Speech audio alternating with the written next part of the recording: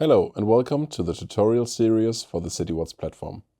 In this series of tutorials, we present the functionalities and background of the Citiwatts platform. The Citiwatts platform has been developed in the Smart Energy Systems AeroNet project OpenGIS for ET. The platform is a further development of the Hot Maps platform, which was developed in a Horizon 2020 project carrying the same name. The consortium in the OpenGIS for ET project consists of partners from 4 countries: Switzerland, Austria, Germany and Denmark.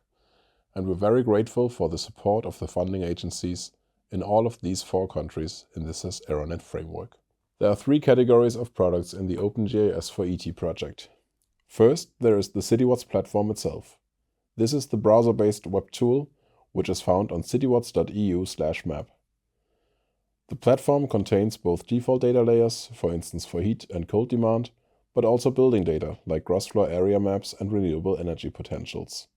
Then there's the calculation modules, which are the energy system calculators or models to perform analysis for district heating and cooling planning, but also for mobility and other energy system aspects.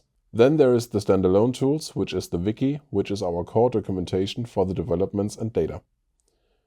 There are also standalone Excel tools, including a series of scenario assessment spreadsheets. In these, we give you the possibility to chain inputs and outputs of the different components of the toolbox together to perform scenario analysis.